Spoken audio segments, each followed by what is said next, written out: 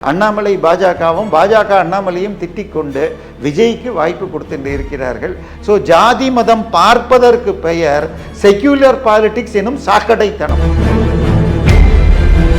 10,000 ஒரு நாளைக்குன்னு போனால் இன்னும் 30 லட்சம் சேருவதற்கு 300 நாட்கள் குறைந்தபட்சம் ஆகும். பரவலாக்கியது ஜெகன்மோகன் ரெட்டியும் பிரசாந்த் கிஷோர் பாண்டேயும். அதன் பிறகு ஜெயிலரில் ரஜினி போட்டது, தொட்டுப்பார் சீண்டிப்பார்னப்போ போட்டார். அதன் பிறகு விஜய் அண்ணாமலை. இது ஒரு காமன் ட்ரெஸ் மாதிரி. அதாவது பிஜேபிக்கு ஆதரவு, பிஜேபி ஆளுன்னு தன்னை சொல்லக்கூடாதுங்கிறதுக்காக ரொம்பவும் இறங்கி போகிறார். இவரால் அண்ணாமலை தெளிவாக தன்னுடைய அரசியல் தமிழர் நலனுக்குன்னு போகணும். இதில் இந்த செக்யூலர் என்ற அந்த சாக்கடைத்தனத்துக்குள்ள அவர் போய் சிக்கிக்கிட்டால் அவர் இன்னொரு வைகோவாக இழிந்து போவார்ங்கிறது தான் என் பார்வை. iPlus TV, India's #1 QLED TV, crystal clear picture quality with 3-year replacement warranty, smart voice, smart entertainment. 4ஆம் துண் நேயர்கள் அனைவருக்கும் வணக்கம். இன்று நம் நிகழ்ச்சியின் சிறப்பு விருந்தினர் அரசியல் விமர்சகர் திரு தேவப்பிரியா அவர்கள் இணைந்துள்ளார். வணக்கம் சார். வணக்கம். அண்ணாமலை அவர்களுடைய முதல் மாநாடு பொள்ளாச்சியில் சிறப்பாக நடந்திருக்கு. அதை உங்கள் பார்வையில் எப்படி பார்க்குறீங்க? முதல் மாநாடுடைய வரவேற்பு. இல்லை, முதல்ல அண்ணாமலை மாநாடுன்னு சொல்லாமான்னு எனக்கு தெரியல. அவரே தெளிவாக சொல்லிட்டார், நாங்கள் உள்ளூர் தலைவர்கள் அவங்க மாநாடுன்னு தான் சொல்லணும், நான் அதன் முக்கிய தலைமை உறுப்பினர் தான் நானும் அப்படின்னு சொல்லியிருக்காரு. அதனால் அது அண்ணாமலை மாநாடுன்னு சொல்லக்கூடாதுன்ட்டார். அவர் தற்போது ஒரு சமூக இயக்கமாக அடுத்த 6 மாதத்துக்கு, இந்த மாதம் குடியை எதிர்த்து, அடுத்த மாதம் மரம் வளர்ப்பது, அதுக்கு அடுத்த மாதம் ஏதோ சொல்லி அப்படி கொண்டு போகிறேன்றாரு. இது 2 காரணங்களுக்கு ஒன்று செய்யலாம். அவர் ஆரம்பித்தா அடுத்த நாளே என்ன சொன்னாங்க, 13 லட்சமோ 15 லட்சமோ சேர்ந்துச்சுன்னு சொன்னாங்க. ஸோ ஜூன் 5ஆம் தேதி ஆரம்பித்ததற்கு ஜூன் 6ஆம் தேதி மாலையில் 16-17 லட்சம் வந்திருக்கு. நேற்றைய தினம் அண்ணாமலை சொன்னது 19 லட்சம் இருக்காரு. ஸோ ஜூன் 6லிருந்து இன்னைக்கு ஜூலை 12, கிட்டத்தட்ட 36 நாளில் உங்களுக்கு ஒரு நாளைக்கு 10-11 தான் வந்திருக்கு. ஸோ இதை இன்க்ரீஸ் பண்ணுறதுக்கு நாங்களும் இருக்கோம் அப்படின்னு காட்டுறதுக்கு ஒரு விதம். இன்னொன்று, இதை மக்கள் மூமெண்ட்டாக கொண்டு போகிறது, இதெல்லாம் பப்ளிக் காசுங்கிறப்ப அறக்கட்டளை மூலமாக வசூலும் செய்ய முடியும். ஸோ இந்த 2 காரணத்தையும் வச்சுட்டு ஒரு பக்கம் வசூல், இன்னொரு பக்கம் இது மக்களை சேர்க்கணும்னு பார்க்குறார். பட் நேற்றைக்கும் திருப்பி சொல்லியிருக்கிறார், 1/2 கோடி மெம்பர்ஷிப் சேர்ந்தால் அரசியல் கொடியை ஏற்றுவேன் இருக்கார். ஸோ இந்த ரேட்டில் இன்றைக்கி இந்த கடந்த 40 நாளாக ஏறுற ஸ்பீடு 10,000 ஒரு நாளைக்குன்னு போனால் இன்னும் 30 லட்சம் சேருவதற்கு 300 நாட்கள் குறைந்தபட்சம் ஆகும். ஒரு வருடம் மேலே மினிமம். நான் சொல்கிறது, இப்போ ஆரம்பத்திலேயே 10,000 குறைஞ்சிச்சுன்னா இன்னும் குறைய முடியும், அன்லஸ் காரணங்கள் வேறு ஏதாவது மாற்றினாலே ஒழிய. ஸோ இப்போதைக்கு அவர் தன்னை நிரூபிக்க வேண்டும். பட் நேற்று பேசினதிலும் சில விஷயங்கள் நமக்கு உடன்பாடு இல்லை. ஏன் சார், என்ன மாதிரியான இன்னொரு முக்கியமான விஷயம் நம்ம அவர் பேசினதில் பார்க்கணும். அதாவது, நான் வீட்டை விட்டு வெளியே வரும்போது சாதி மதம் அனைத்தையும் வீட்டிலேயே நான் வச்சுட்டு வந்துடுவேன்ற ஒரு கருத்தை முன் வச்சிருக்காரு. இதுக்கு பல விமர்சனங்கள் வந்துட்டுருக்கு. இதை எப்படி பார்க்குறீங்க சார்? இல்லை, முதல்ல சாக்கடைத்தனமான அரசியல் இது. இந்த சிட்டியில் இருக்கிற யாருமே ஜாதி மதம் பார்க்கல. நீங்கள் போய் ரோட்டில் ஒரு டீ கடையில் போய் டீ சாப்பிட்டாலோ இல்லை ஹோட்டலில் சாப்பிட்டாலோ அதை யார் சமைச்சாங்க, யார் பரிமாறுறாங்கன்னு கூட தெரியாது. இது பர்மாவை சேர்ந்த ஒரு முஸ்லீமாக இருக்கலாம், இல்லை கிராமத்தை சேர்ந்த ஒரு வாலிபராக இருக்கலாம். யார் பண்ணுறாங்கன்னு யாருமே பார்க்கல.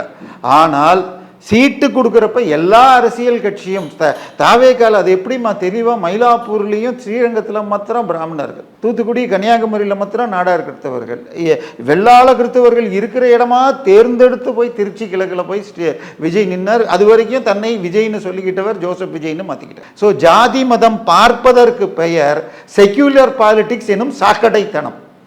நான் என்னுடைய மதமோ ஜாதியோ பெருமையும் இல்லை, இழிவும் இல்லை. இது இன்னார் அப்படிங்கிறது பிறப்பில் அமைந்தது. அது பெருமைன்னு நான் கருதினா எனக்கு பெருமை. ஆனால் அது இழிவு கிடையாது. அது எந்த மதமும் எந்த ஜாதியும் இழிவு கிடையாது. ஆனால் கிட்டத்தட்ட இவர் பேசியது ஹிந்துன்னு சொல்லிக்கிறது இழிவுங்கிற மாதிரி செக்யூலர் ஆளுங்க வழியில இவர் போறாரான்னு எனக்கு தான். யாராவது வக்ஃபு சொத்து சோழர் காலத்து ராஜராஜ சோழன் காலத்து கோயிலை வக்ஃபுன்னு சொன்னப்ப எவனும் கேட்கல.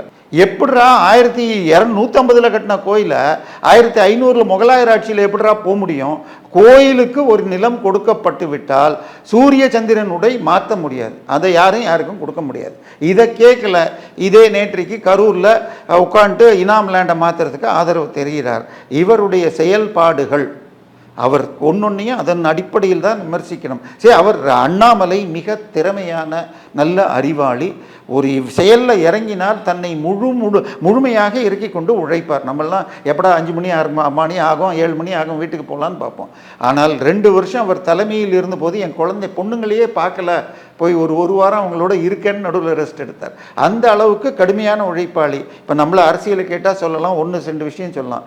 அண்ணாமலையை நேற்றைக்கு வந்த புதிய சிப்பிலேருந்து ஜொமோட்டோ வரைக்கும் இல்லை எந்த சப்ஜெக்ட் கேட்டாலும் மக்களுக்கு புரிகிற மாதிரி சொல்லக்கூடியவர். அந்த திறமை எல்லாம் இருக்கிறது. ஆனால் இன்னைக்கு அவர் வைகோ சீமான் அளவுக்கு இறங்குகிறாரா என்ற பயம் எனக்கு வருகிறது. இல்லை, நீங்கள் பிஜேபியில் இருந்து நான் இந்தியன் என்றால் இந்தியன், என் தேசியத்தை குறை சொல்ல முடியாது, அது வரைக்கும் ஓகே.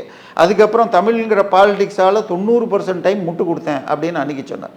முட்டு கொடுக்கறது இல்லை சார், திராவிடன்னு சொல்கிறவனும் செக்யூலர் பாலிடிக்ஸ்ங்கிறவன் விஷத்தை திணிக்கிறான். விஷத்தை தணிக்கிறதுக்கு பேர் முட்டு கிடையாது. இங்கே இல்லை, பீகாரில் இன்றைக்கி நிதிஷ்குமார் அவர்கள் பீகாரி வெர்சஸ் பஹாரின்னு சொல்லி வெளியாட்கள், பீகார் மக்கள் தனியாட்கள் அப்படின்னு தான் சொன்னார். அதை உடச்சி இன்றைக்கி அவரும் இங்கே இருக்கார். பெங்காலில் பாங்லாவை அழிக்கக்கூடிய தன்மை கொண்டவர்கள் மோடியும் அமித்ஷாவும்னு சொன்னதை உடச்சி தான் இன்றைக்கி ஆட்சி வந்திருக்கு. அது நச்சு. அவங்க பொழைக்கிறதுக்காக ஜாதி மத அரசியலையும் இனவாத அரசியலும் கொண்டு போகிறதுக்கு வழியில் இவரும் இந்த சாக்கடைத்தன அரசியலில், அதாவது பிஜேபிக்கு ஆதரவு, பிஜேபி ஆளுன்னு தன்னை சொல்லக்கூடாதுங்கிறதுக்காக ரொம்பவும் இறங்கி போகிறார். இவருக்குள்ள பேச்சு திறமை. இப்போ இன்றைக்கி தமிழ்நாடு பாலிடிக்ஸில் உங்களுக்கு தெரியும், ஸ்டாலினோ உதயநிதியோ 2 பேருமே துண்டு சீட்டு, இவர் A4 ஷீட்டு. இப்போ விஜய் அவர்கள் A4 ஷீட்டு, மாதத்துக்கு ஒரு தடவை தான் பேசுகிறாரு, சரியா? ஸோ இவரால் தினமும் 4 மீட்டிங் கூட பேச முடியும். இவருக்கு ஈடுன்னு யார் சொல்லலாம்? சீமான் பேசுவார், வைகோ பேசுவார், இப்போ திருமா பேசுவார். திருமா 1% ஓட்டு, வைகோ 2%, ஒரு பீக்கில் 8 வாங்கினார். சீமான் பீக்கில் 8 வாங்கி 4 வாங்கியிருக்கார். ஸோ இவர் அதை ஒட்டி அவங்க லெவலில் போகிறாருன்னு தான் நான் பார்க்குறேன். ஆனாலும் அவருடைய திறமை, அவருடைய அறிவுக்கு அவர் எப்படி மக்களை தன்னோடு ஈர்க்குதுங்கிறதுல இன்னும் அவருக்கு சரியான புரிதல் இல்லையா? தன்னை பிஜேபியோடு தொடர்பு படுத்தக்கூடாதுங்கிறதுக்கு சொல்ல போய் சாக்கடைத்தனமாக அந்த வழியிலேயே இவர் போயிட்டாரா? செக்யூலர் மதச்சார்பற்றங்கிற வழியில் போயிட்டு உளறியிருக்காரான்னு எனக்கு புரியும். அவர் மக்களுக்கு நான் பிஜேபி ஏதாவது இப்போ பல விமர்சனங்கள் என்ன வருதுன்னா, அண்ணாமலை அவர்கள் பாஜகவுடைய முகமாக இருந்தார், பாஜகவின் அடையாளமாக இருந்தவர், இப்போ தனியாக வந்திருக்காரு, அப்போ பாஜக சாயலில் தானே இருப்பார் அப்படின்ற விமர்சனம் வைக்கிறாங்க. அதை இல்லைன்றதுக்காக அது ஒன்று. இன்னொன்று, பிஜேபியுடைய பி டீமு அண்ணா மோடியும் அமித்ஷாவுமே இவரை அனுப்பிச்சிருப்பாங்க. தமிழ்நாட்டை பொறுத்த வரைக்கும் பிஜேபி இல்லாமல் தனியாக இருந்தால் ஓட்டு வாங்கலான்னு பிரித்து இதை உடைக்கணும்னு அவர் பண்ணுறாருன்னு எடுத்துக்கிறேன். பட் அதை எப்படி சொல்லணுங்கிறதுலையே அவருக்கு ஒரு தெளிவு இல்லை.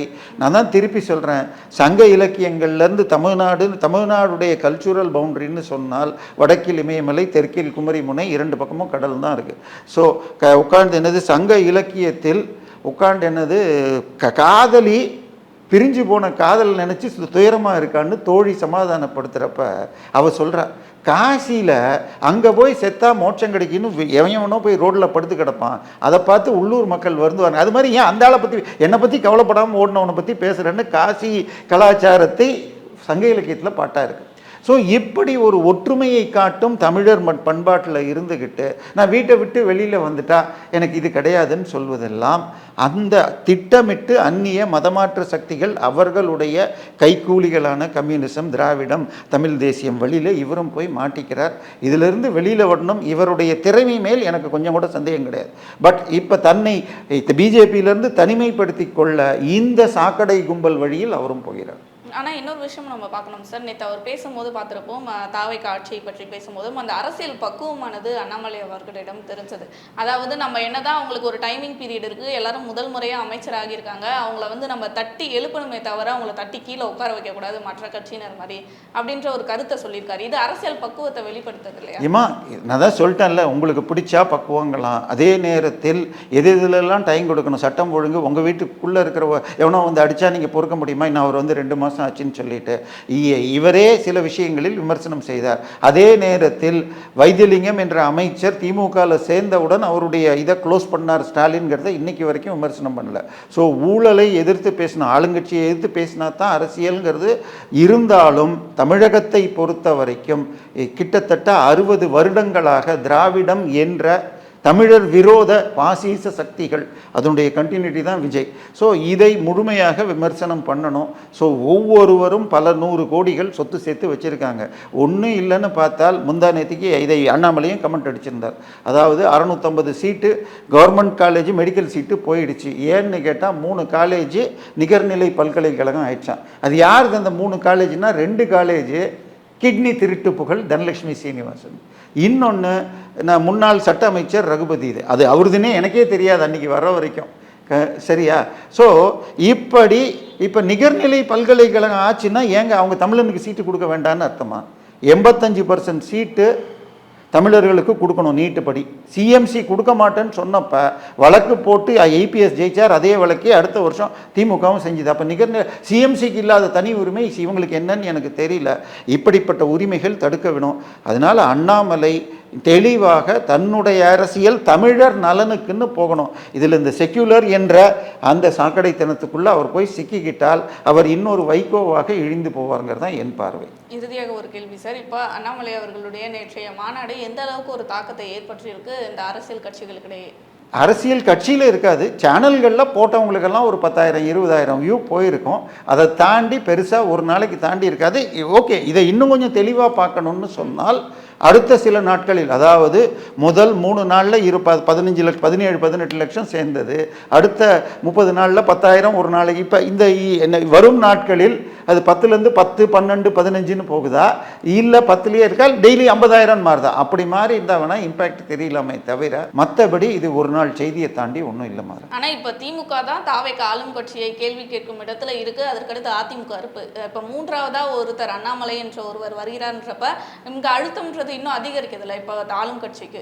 இல்லைம்மா, அண்ணாமலை ஒரு விஷயத்தை எடுத்துக்கிட்டால் தெளிவாக எடுத்து சொல்வார். அவர் திமுக ஃபைல்ஸ்னு வெளியிட்டது தான் மிகப்பெரிய மாற்றத்தை நோக்கி அதனை அறுவடை செய்தது விஜய்.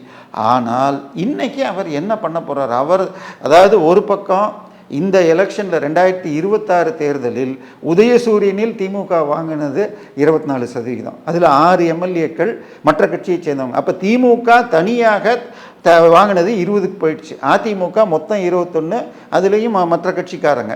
ஸோ 2 திமுக அதிமுக சேர்ந்து 40 கீழே சட்டமன்ற தேர்தலில் வாங்கி இருக்குன்னு சொன்னால் திராவிடத்தின் எண்டு வந்துருச்சு. இதுக்கு திமுக 15,000 கோடியையும் அதிமுக 5,000 கோடியும் ஓட்டுக்கு பணம் கொடுத்தார்கள்ங்கிறதும் தெரியும். இப்போ திருப்பி இதை கொடுக்க முடியாது. ஸோ இந்த இடத்தை இன்னொரு கட்சி எடுக்க முடியும்னா அது பாஜக. அந்த இடத்துல அண்ணாமலை இருந்து பண்ணியிருக்கலாம். இப்போ அண்ணாமலை பாஜகவும் பாஜக அண்ணாமலையும் திட்டிக் கொண்டு விஜய்க்கு வாய்ப்பு கொடுத்து இருக்கிறார்கள். ஸோ இடைத்தேர்தல்கள் இன்னும் சில காலத்தில் வரும். இப்போதைக்கு ஸ்டே கொடுத்துருக்காங்க. விஜய் அவர்கள் குறைந்தபட்சம் 15 சீட்டில் இடைத்தேர்தல் கொண்டு வந்து 13 சீட்டு ஜெயிச்சிட்டா தனியாக 120 சீட்டு வேணுன்றாங்க. ஏற்கனவே போன வாரம் அதிமுக கூட்டம் ஐபிஎஸ் நடத்தினப்ப முதல் நாள் 2 எம்எல்ஏவும் அடுத்த நாள் 2 எம்எல்ஏவும் வரல. ஸோ அவர்கள் இன்று நாளையில் சபாநாயகரை சந்தித்து விசிலில் ஐக்கியமாகலாம். திமுகலேருந்தும் ஒரு 4-5 பேர் வருவாங்கன்னு சொல்கிறாங்க. ஸோ இது இன்னைக்கு இடைத்தேர்தலில் அண்ணாமலை நிற்பார். அதில் நின்னால் அவர் இதுன்னு எதிர்பார்க்கலாம். நடுவில் ஒரு முறை ரூமர் பெருந்துறை, ஈரோடு பெருந்துறை தொகுதியில் அண்ணாமலையே நிற்பார்னு கூட கலப்பப்பட்டது. ஸோ என்ன நடக்குதுன்னு பார்க்கணும். ஆனால் இன்னொரு விஷயம் சார், ட்ரெஸ் கோடு அதை வச்சு திருப்பியுமே இங்கே பேசப்பட்ட ஒரு பொருளானது விஜய் அவர்கள் மாதிரியே அண்ணாமலை அவர்களும் ட்ரெஸ் கோடை வந்து பின்பற்றுறாரு. அதாவது அந்த வெள்ளை சட்டையும் காக்கி பேண்ட்டும் அப்படின்ற ஒரு விமர்சனம் தொடர்ந்து போயிட்டு இருக்கே சார். இல்லை, இதெல்லாம் வந்து இன்றைக்கி ஆரம்பிக்கலாமா? இந்த டிசைனை இதில் டிசைன் பண்ணது இதில் ஆந்திரா 2019 தேர்தலில் ஜெகன்மோகன் ரெட்டி போட்டது. அவர் இது பண்ணுறப்ப அதுக்கப்புறம் ஜெயிலரில் ரஜினி போட்டிருப்பார். ஸோ அதுக்கப்புறம் விஜய். இது வந்து இருக்கிறல நான் கான்ட்ரவர்ஷியல் அட்ராக்டிங், அதாவது பார்க்குறவர்களில் இதை வேண்டாம்னு சொல்லக்கூடியவர்கள் குறைவு. சேஃப் ட்ரெஸ் அப்படிம்பாங்க, ரொம்ப அடிக்கிற கலரோ ரொம்ப இதுவோ இல்லாமல் இதுவாக இருக்கிற கலர் அப்படிங்கிற மாதிரி ஒரு டிசைனர் ட்ரெஸ்ஸில் இது வருது. பட் இது வந்து பரவலாக்கியது ஜெகன்மோகன் ரெட்டியும் பிரசாந்த் கிஷோர் பாண்டேயும் 2019 ஆந்திரா தேர்தலில். அதன் பிறகு ஜெயிலரில் ரஜினி போட்டது. அதன் பிறகு ஸ்டாலினும் ஏதோ ஒரு பேட்டிக்கு இதுக்கு கொடுக்குறப்ப தொட்டுப்பார் சீண்டிப்பார்னப்போ போட்டார். அதன் பிறகு விஜய், அண்ணாமலை. இது வந்து ஒரு காமன் ட்ரெஸ்மா, இதெல்லாம் பெரிய விஷயமே இல்லை. மக்கள் இதை பார்த்தெல்லாம் ஓட்டு போட்ட மாட்டாங்க. ஓகே சார், ஏன்னா இதுவே வந்து நீங்கள் டிவிக்கு சப்போர்ட் பண்ணுறீங்களா அப்படின்ற மாதிரிலாம் நிறைய பேர் வந்து வாதம் பண்ண ஆரம்பிச்சிட்டாங்க சமூக வலைதளங்கள்ல. அதனால இந்த கேள்வி. ஓகே, பல விஷயங்கள் பகிர்ந்துக்கிட்டீங்க. தொடர்ந்து பேசுவோம் சார் பல விஷயங்களை பற்றி. நன்றி.